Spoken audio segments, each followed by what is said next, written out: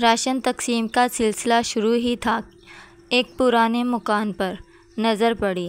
اس کا دروازہ کھٹکھٹانا چاہا ہی تھا کہ ساتھ میں آئے محلے کے ایک فرد نے منع کر دیا۔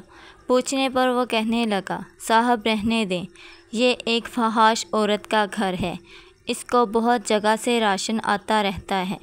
یہ بات سن کر مجھے یقین ہو گیا کہ محلے میں سے کسی نے بھی اس کو راشن فراہم نہیں کیا ہوگا۔ جیسے تیسے میں نے اس سے بحث کر کے دروازے پر دستک دی۔ اندر سے دھیمی سی آواز آئی، کون؟ میں نے بتایا کہ راشن سپلائی سے ہوں، راشن دے رہا ہوں، آپ لینا پسند کریں گی؟ تو انتہائی غمگین سی آواز آئی کہ آپ واپس چلے جائیں، پہلے ہی اس محلے میں لوگ ہمیں جینے نہیں دیتے، ہم گزارا کر لیں گے، آپ کی مہربانی، آپ محلے کے شریفوں میں تقسیم کر دیں۔ اس کے لہجے کی یاسیت کو محسوس کر کے میں نے باضد ہو کر کہا، آپ مجھے اپنا بھائی سمجھیں اور محلے داروں کی فکر نہ کریں۔ بہت اصرار کرنے کے بعد اس عورت نے اپنی بیٹھک کا دروازہ کھولا اور ہم نے راشن اور آٹے کا تھیلا وغیرہ اس کے گھر رکھ دیا۔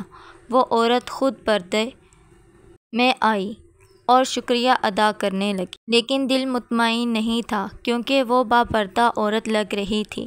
محلے کا ایک فرد بھی میرے ساتھ تھا جو بار بار مجھے چلنے کے لیے کہہ رہا تھا۔ اس فرد کی باتوں کو نظر انداز کر کے میں نے جوں توں ہمت کی اور اس عورت سے پوچھ لیا، بہن، آپ نے ایسا کیوں کہا کہ آپ کے گھر میں راشن موجود ہے؟ کہنے لگی، بھائی، گھر میں آلو پڑے ہیں جو پچھلے ایک ہفتے سے بنا کر کھا رہے ہیں، محلے میں سے کسی نے خبر تک نہ لی، عورتیں میرے گھر نہیں آتی۔ اب میں نے پوچھا، ایسا کیوں ہے میری بہن؟ وہ بے بس عورت آنکھوں میں آنسو لیے بولی، میرے خاوند کو وفات پائے 2 سال کا عرصہ ہو گیا ہے۔ اس وقت بہت حالات اچھے تھے، میرے 2 بچے ہیں، کچھ وقت ٹھیک گزرا، میرے والد میرے لیے جتنا کر سکتے تھے کرتے رہے۔ ان کی وفات کے بعد حالات خراب ہونا شروع ہو گئے، بچوں کا اور گھر کا انتظام مشکل ہو گیا۔ ایک دن میرے خاوند کا قریبی دوست کچھ عرصے بعد باہر سے آیا۔ اس نے مجھ سے بہت افسوس کیا اور مجھے کچھ پیسے دے کر چلا گیا۔ پھر وہ کچھ دن بعد آیا، اس نے مجھ سے بہت افسوس کیا اور مجھے کچھ پیسے دے کر چلا گیا۔ پھر وہ کچھ دن بعد آیا اور مجھے گھر کا کچھ راشن دے گیا۔ دوسری دفعہ جب لوگوں نے میرے دروازے پر گاڑی کھڑی دیکھی تو طرح طرح کی باتیں کرنا شروع کر دیں۔ پھر جب وہ واپس بیرون ملک لوٹنے لگا تو جاتے ہوئے میرے گھر آیا اور کہا، بہن، یہ میرا نمبر ہے، آپ کو کسی بھی چیز کی ضرورت ہو تو اپنے بھائی سے کہنا، کسی محلے دار سے مانگنے کی ضرورت نہیں۔ جب وہ باہر نکلا تو محلے کے لوگوں نے اسے پکڑ کر مارنا شروع کر دیا کہ تم نے ہمارے محلے میں گند مچایا ہوا ہے۔ یہ سن کر میں نے چلانا شروع کر دیا کہ تم لوگوں نے میرا حال تک نہ پوچھا، اور اگر کوئی بھائی بن کر میرا خیال کر رہا ہے تو تم اسے بھی مار رہے ہو۔ شرم سے میری جان نکلی جا رہی تھی کہ اتنی ہمدردی کا یہ صلہ ملا اسے۔ وہ بھائی ان کو سمجھتا رہا کہ میری بہن جیسی ہے، لیکن محلے کے لوگوں کو جیسے ایک تماشا ملا تھا لگانے کو۔ خیر، وہ جان چھڑا کر وہاں سے چلے گئے۔ کچھ عرصے تک مجھے اگر کبھی ضرورت ہوتی تو میں کال کر دیتی شرمسار ہو کر ان کو، اور وہ مجھے بینک میں پیسے حسب ضرورت بھیج دیتے۔ پچھلے 2 ماہ سے ان کو کال نہیں کی، اور پھر یہ کرونا وائرس کا مسئلہ ہو گیا تو سنا کہ ان بھائی کے ملک کے حالات زیادہ خراب ہیں۔ دوبارہ میری ہمت نہ ہوئی کبھی ان کو کال کرنے کی۔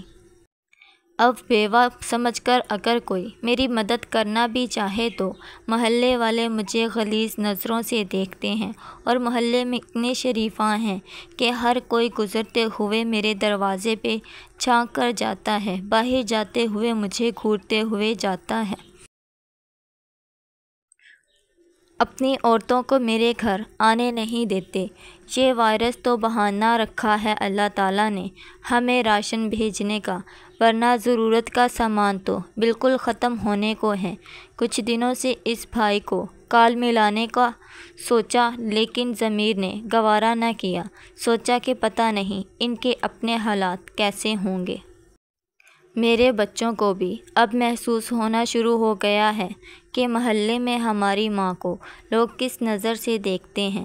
ہمارے نبی اکرم صلی اللہ علیہ وآلہ وسلم تو دشمنوں کی بیٹیوں کے سروں پر چادر رکھا کرتے تھے۔ یہ کہاں کے دیندار لوگ ہیں کہ اگر کوئی میرے گھر میری مدد کو آتا ہے تو اس کو اس قدر مشکوک نظروں سے دیکھتے ہیں کہ لوگوں نے ڈر کے مارے مجھے زکوٰۃ تک دینا چھوڑ دی۔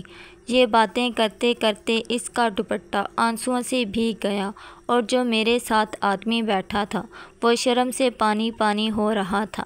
مجھے پتہ ہی نہیں لگا کہ میری آنکھوں سے آنسوؤں کی جھڑی لگی ہوئی تھی۔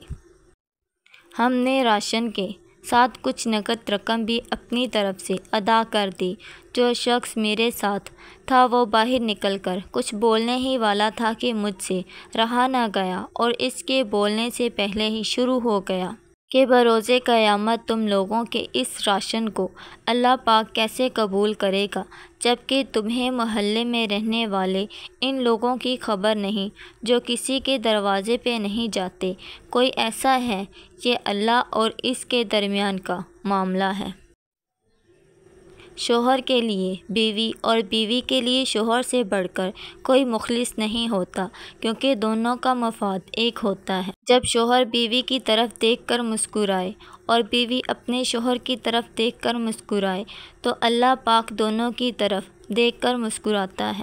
جب کوئی عورت گھر میں کام کر رہی ہو، یعنی اپنے گھر کے کاموں میں مصروف ہو، تو ساتھ ساتھ سورۃ فاتحہ کا ورد کرتی رہا کریں۔ انشاءاللہ تعالی آپ کے شوہر کی محبت آپ کے لیے اور زیادہ بڑھ جائے گی، اور گھر سے ہر قسم کی مصیبت اور پریشانی دور ہو جائے گی۔ اللہ پاک آپ کے لیے آسانیاں پیدا کرے، آمین۔ آپ بھی کمنٹ میں آمین لکھ دیجئے، پتہ نہیں کس کی آمین قبول ہو جائے۔